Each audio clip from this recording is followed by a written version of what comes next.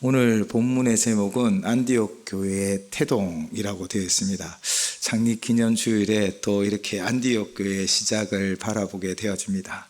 그런데 사실 안디옥 교회가요, 이렇게 태동하고 시작되었지만 이 안디옥 교회가 이게 형성되거나 창립되지 못할 수도 있었습니다. 왜냐하면 아직도 유대인 안에서는 이방인들에 대한 시기가 있었기 때문입니다. 우리가 오늘 본문 사도행전 11장 이전에는 하나님의 선교의 이방문이 활짝 열리는 사도행전 10장의 사건이 있습니다. 바로 고넬료와 베드로의 이야기가 기록되어져 있죠. 고넬료는 가리사 지방에 있는 이달리아 군대의 백부장입니다. 로마인으로 구성되어진 정예 부대의 백부장이었고 지휘관이었기 때문에 그는 아마 순수 혈통의 로마인이었고 정말 좀 귀족에 가까이 있었을 것입니다. 그런 사람이 하나님을 경외하고 구제와 기도하기를 힘써서 하나님이 그를 기억하시고 베드로를 부르라고 하셨죠.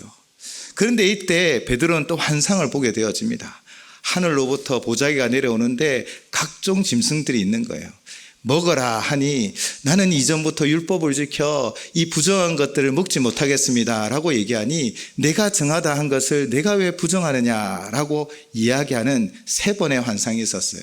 이런 스토리 가운데 고넬료가 보낸 사람들을 따라 베드로는 고넬료 집 가이사라에 있는 이방인의 집에 들어가 복음을 전하고, 복음을 전하니 성령이 임하시고 방언이 터지니 더 이상 세례 드리는 것을 두려워할 필요 없다 하여 세례를 베풀었죠.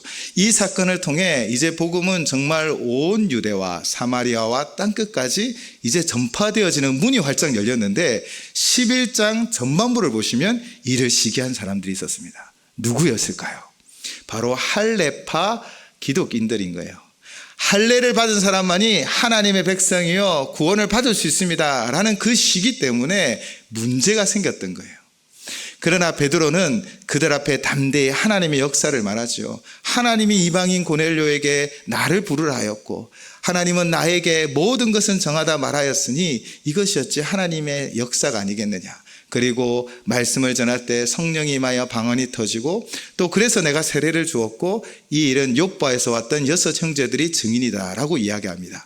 그리고 오늘 본문이 있는 11장 18절, 그러니까 그 자막에는 준비되어 있지 않습니다. 그냥 성경을 보시면요, 11장 18절에 보면 이렇게 고백합니다. 그들이 이 말을 듣고 잠잠하여 하나님께 영광을 돌려 이르되 그러면 하나님께서 이방인에게도 생명 얻는 회개를 주셨도다 하니라. 아멘. 이제 정말 이방의 문이 활짝 열렸어요. 하나님의 복음이 예루살렘 유대인뿐 아니라 모든 사람 누구든지 예수를 믿으면 구원을 얻는 역사가 일어날 줄을 믿습니다.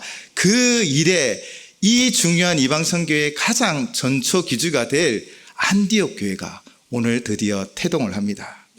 그런데 안디옥 교회가 그 배경이 어떻게 시작했을까요? 오늘 본문 19절에서 21절을 보시면 그때 스데반의 일로 일어난 환란으로 말미암아 흩어진 자들이 베니게와 그브로와 안디옥까지 이르러 유대인에게만 말씀을 전하는데 그 중에 그브로와 구레네 몇 사람이 안디옥에 이르러 헬라인에게도 말하여 주 예수를 전파하니 주의 손이 그들과 함께 하심에 수많은 사람들이 믿고 주께 돌아오더라. 아멘. 이 사람들이요, 사실은, 이분들이 사실은 내가 열심히 복음을 전해 땅끝까지 가야지라고 꼭 갔다라고만은 볼 수 없는 상황이에요. 보시면 환란으로 말미암아 흩어졌다라는 거예요.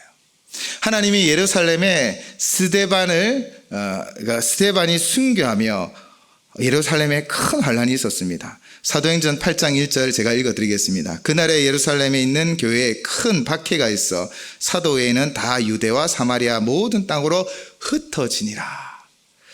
이 박해로 말미암아 사람들은 흩어졌습니다. 박해하는 입장에서는 도망쳤다라고 생각되어지는 거예요. 그리고 박해를 받는 입장에서는 어쩔 수 없이 예루살렘 그곳을 피하게 되었어요. 그러나 이 일에 누가 역사하고 계십니까? 때로는 우리가 박해를 받고 도망치는 그 길이었지만 환난 때문에 피하는 그 길이었고, 세상의 권세자들은 너희는 도망자고 너희는 실패했고 너희는 이제 끝났어라고 이야기하지만, 그러나 이 일을 다스리시고 역사하시는 분이 누구이십니까? 우리 하나님이십니다. 하나님은 도망자들, 흩어진 자들을 통해 하나님의 역사를 이루어가고 계심을 오늘 안디옥 교회를 통하여 우리에게 분명히 말씀하고 있는 거예요. 하나님은 역전의 역사를 이루어 가시는 하나님이신 줄을 믿습니다. 우리의 상황과 형편이 어렵고 힘들지라도 하나님은 이것을 재료화하시는 거예요. 이 재료를 잘 사용하여 위대한 하나님의 역사를 이루어 갑니다. 그래서 로마서 8장 28절은 이렇게 우리에게 이야기합니다. 우리가 알거니와 하나님을 사랑하는 자, 곧 그의 뜻대로 부르심을 입은 자들에게는 모든 것이 합력하여 선을 이루느니라. 하나님의 뜻을 이룬다라는 거예요. 물질뿐 아니라 나의 시간, 나의 경험, 내 모든 것들을 다 합력하여 하나님은 위대한 역사를 만들어 오는 것입니다. 여러분이 거쳐온 여러분의 시간들은 다 하나님의 재료인 줄을 믿습니다. 지금 여러분이 가지고 있는 상황도 하나님의 재료임을 믿습니다. 하나님은 이 재료를 통하여 하나님의 위대한 역사를 만들어 가실 것입니다. 그것을 믿음의 눈으로 바라보셔야 합니다. 오늘 안디옥 교회는 그 역사를 우리에게 분명히 말하고 있는 거예요. 세상의 핍박을 평해 동항한 사람들입니다. 세상은 그들을 통해 넌 실패했어, 너는 안 돼 라고 말하는 사람들입니다. 그러나 그들을 통해 하나님은 하나님의 역사를 만들어가고 있는 거예요. 우리의 삶을 변화시키시고 우리의 삶을 역전시키시고 우리의 삶의 재료를 통해 하나님의 뜻을 만들어 가시고 역사를 만들어 가시는 그 하나님을 우리는 믿고 따르기만 하면 됩니다. 사랑하는 성도 여러분, 오늘도 우리 하나님만을 따르기로 결단합시다. 오늘 바나바도 우리에게 그렇게 권면합니다. 이 소식이 예루살렘에 들렸어요. 아니, 이방인들이 그래 어떻게 되나 보자 라는 마음이 있을 수도 있지만 선하고 착한 바나바를 보냅니다. 바나바가 와서 그들에게 권면한 것이 두 가지가 있습니다. 23절입니다. 그가 이르러 하나님의 은혜를 보고 기뻐하며 모든 사람에게 굳건한 마음으로 주와 함께 머물러 있으라 권하니. 아멘. 굳건한 마음으로 무엇하라고요? 주와 함께 머물러 있으라 라고 권하고 있습니다. 우리에게 굳건한 마음이 있어야 합니다. 굳건한 믿음이 있어야 합니다. 우리가 드릴 찬양 중에 이런 가사가 있습니다. 믿음에 눈들어 주를 보리 이 또한 지나가리라. 주어진 내 삶의 시간 속에 주의 뜻 알게 하소서. 이 또한 지나갈 줄을 믿습니다. 지금의 고난 영원하지 않습니다. 도리어 하나님 이 고난을 사용하셔서 역사를 만들어 가시는 거예요. 그 하나님을 향하여 우리는 어떻게 하라고요? 바나바는 굳건한 믿음을 가지라고 하는 거예요. 굳건한 마음은 하나님을 향한 굳건한 믿음을 이야기하는 거예요. 굳건한 마음은 오직 믿음의 눈을 들어 주를 바라보는 것입니다. 상황과 형편과 무엇이 아니라 바로 주만 바라보며 나아가는 겁니다. 우리가 너무나 잘 아는 예화가 있지요. 베드로가 무리를 걸었대요. 사람이 어떻게 무리를 걷습니까? 그러나 베드로는 무리를 걸어요. 주님만 바라볼 때. 그런데 풍랑을 보고 바다를 보았을 때 베드로가 어떻게 되었지요? 물에 빠져버렸어요. 그래도 예수님은 그를 사랑하여 건져주시지요. 우리가 주님만 바라보는 그 굳건한 마음으로 나아가면 결국 우리는 승리하게 되어질 줄을 믿습니다. 그리고 바나바는 두 번째, 주와 함께 머물러 있으라고 말합니다. 예수님은 포도나무요, 우리는 가지입니다. 예수님은 포도나무, 우리는 가지입니다. 가지는 스스로 열매를 맺고 꽃을 피우고 잎을 피우지 않습니다. 바로 나무에 딱 붙어 있어야죠. 포도나무에 붙어 있기만 하면 그것으로부터 진액을 얻는 거예요. 힘을 얻고 능력을 얻는 거예요. 그러면 나무는 잎을 내고 꽃을 피고 열매를 맺어갈 줄을 믿습니다. 바로 주와 함께 머물러 있으셔야 합니다. 우리가 주를 의지하고 주와 함께 할 때 넉넉히 이김을 고백드립니다. 사랑하는 여러분, 주와 함께 한다는 것이 무엇입니까? 적어도 우리는 공예배는 꼭 참석하셔야 됩니다. 주일 예배, 주일 오후 예배, 수요 예배, 그리고 우리 금요 기도에도 함께 모여 뜨겁게 기도해 봅시다. 그리고 새벽 기도해.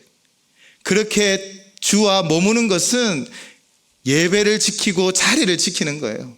우리 교회가 71년의 세월을 견뎌내었던 것은 저는 그 자리를 지키셨던 우리의 믿음의 선배들 때문이요, 또 100년을 우리가 바라보는 것은 바로 이 자리를 지키고 계신 여러분 때문이라고 말씀드리고 싶습니다. 우리가 자리만 지키면, 주와 머물러 있으면 반드시 역사가 일어날 줄을 믿습니다.